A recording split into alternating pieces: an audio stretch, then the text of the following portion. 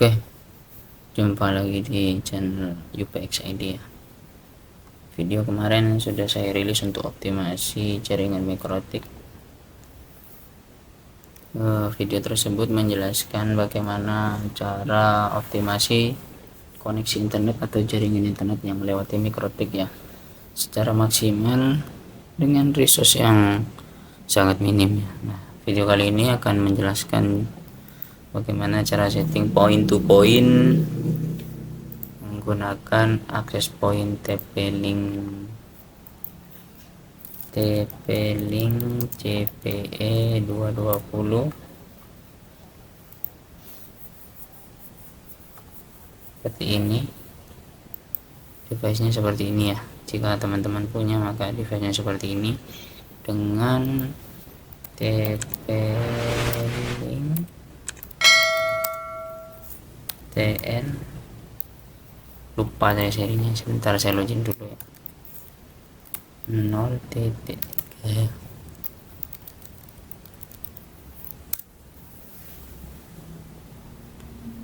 dengan TN WA 7207210N ya, seperti ini.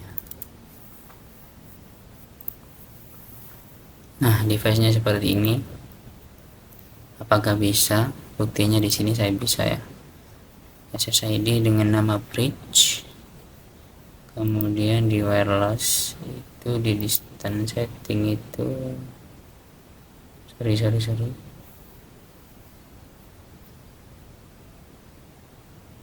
ya, tidak sampai 1 kilo ya, karena hanya saya gunakan menghubungkan dari tempat A ke tempat B ya, dari rumah timur saya ke rumah barat ya.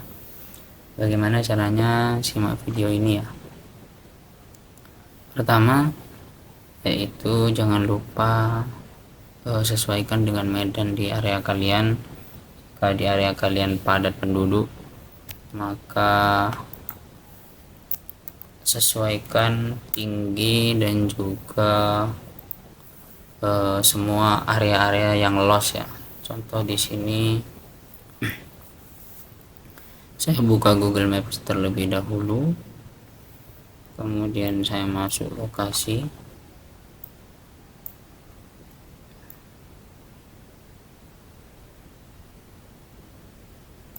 Lokasi saya sebagai contoh, saya di sini ambil yang padat penduduk ya.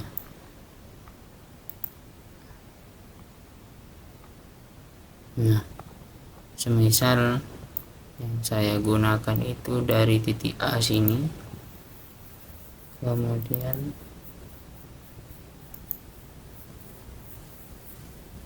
nah dari sini sampai ke sini ya, contoh ini sekitar 83 meter.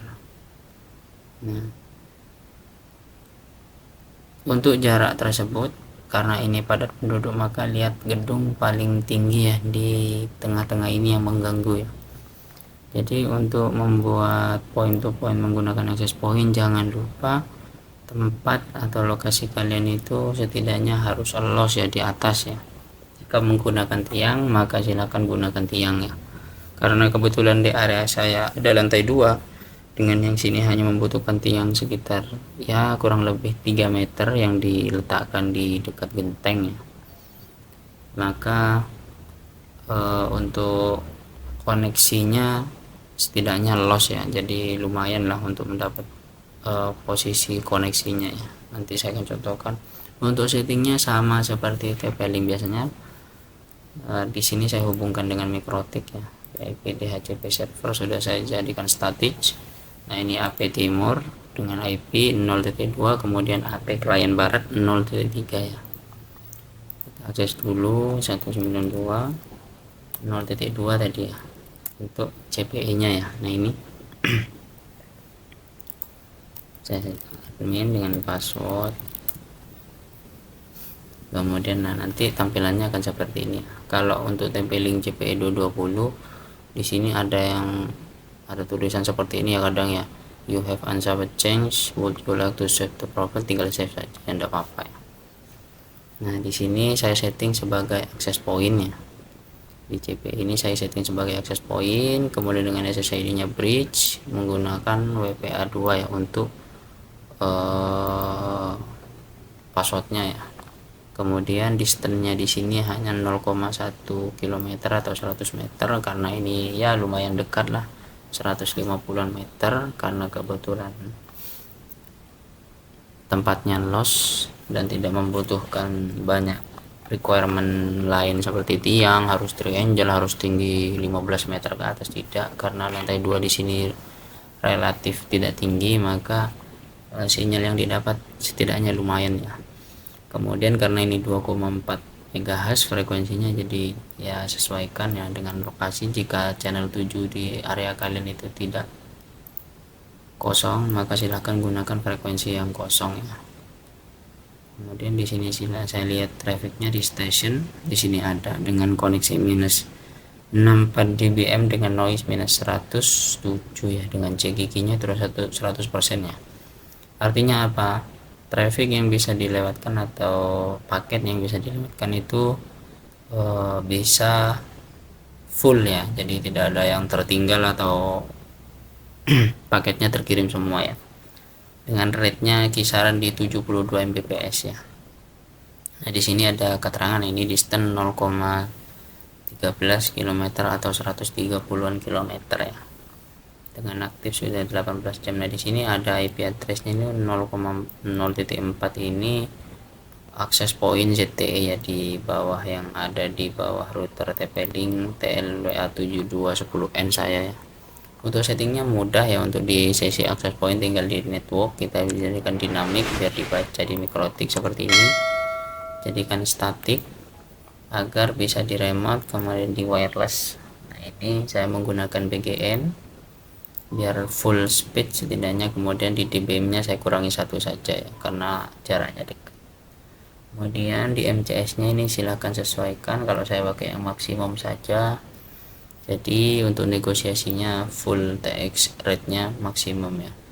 Jika di tempat teman-teman channel atau frekuensinya penuh, tinggal gunakan spektrum analisis ya kalau di sisi TP-Link ya. Untuk router lain bisa menyesuaikan, karena ini saya sudah biar nanti tidak disconnect dulu.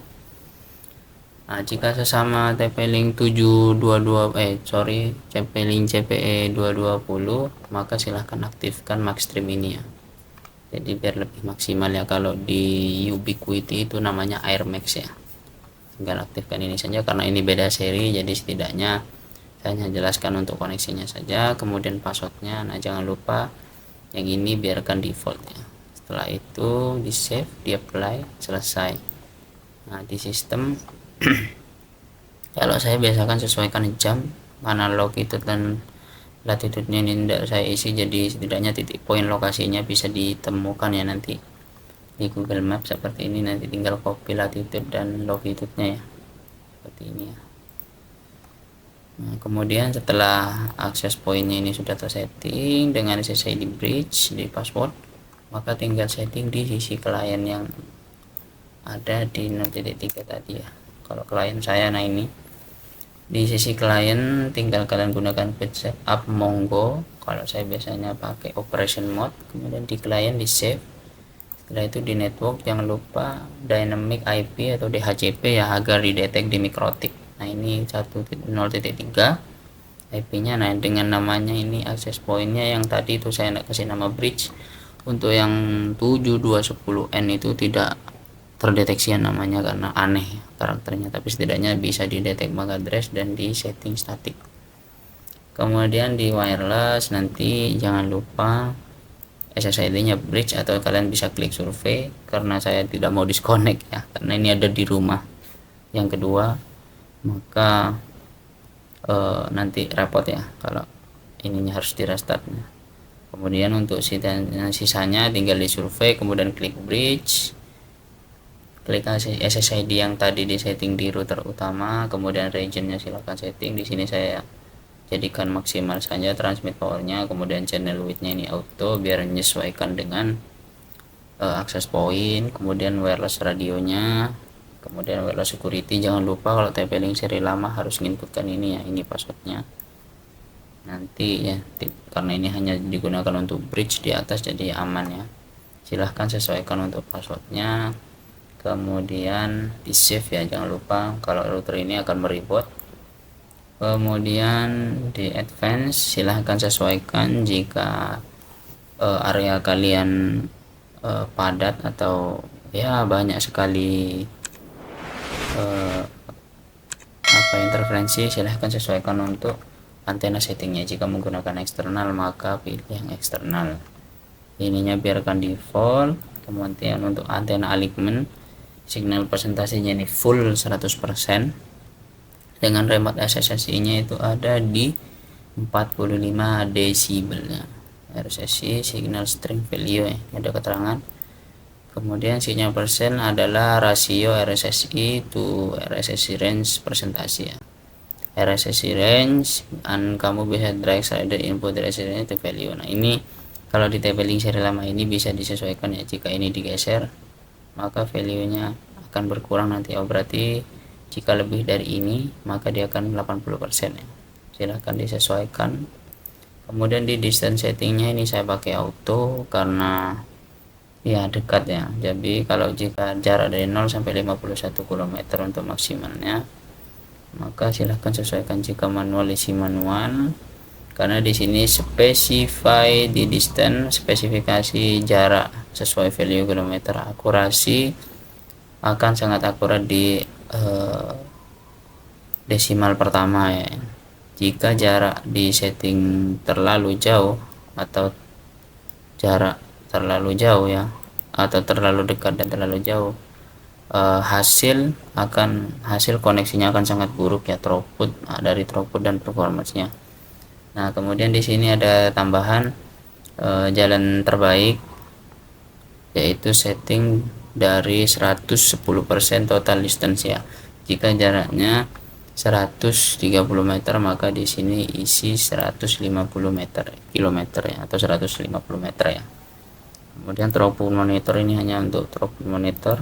Nah ini statistik saya tidak gunakan. Kemudian di DHCP jangan lupa ini di disable karena ini hanya sebagai klien ya, di operation mode ini klien. Kemudian setting tambahannya lagi yaitu di sini saya menggunakan tambahan untuk time setting seperti biasa. Router utama saya sinkronkan waktunya agar setidaknya nanti bisa terlihat di log ya kalau ada error atau apa ya. Kemudian di ping watchdog saya aktifkan karena ditakutkan koneksi internetnya lagi down atau gimana ya, jadi saya enable untuk watchdog ini.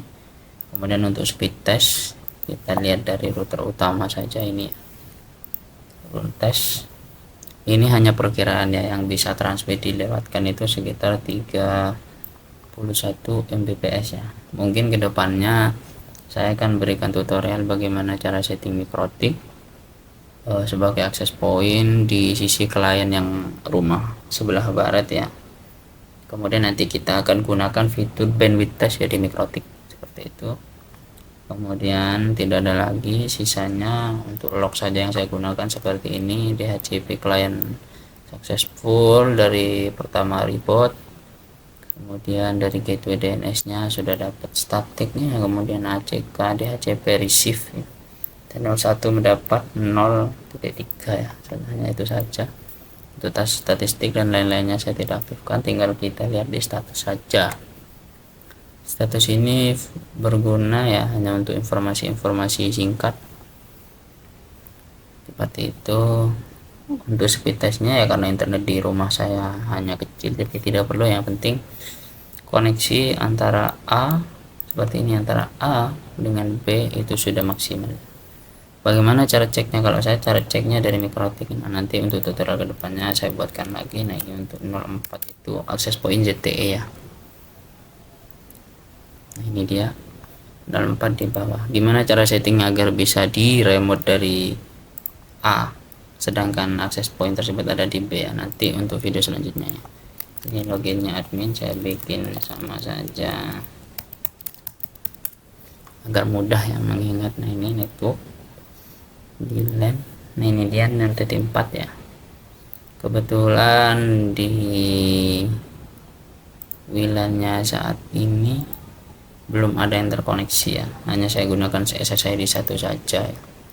Cara ngeceknya saya biasanya dari terminal Mikrotik, ping 192.168.0.4. kita lihat jika koneksinya timenya ini milisecondnya mantap, maka koneksinya stabil ya, seperti ini. Kita ambil 10-20 sampel saja ya. Jadi untuk koneksi A dengan koneksi B itu stabil ya. Nah, di sini ada jumping tertinggi itu 4 milisecond ya, karena mungkin ada angin atau gimana di atas.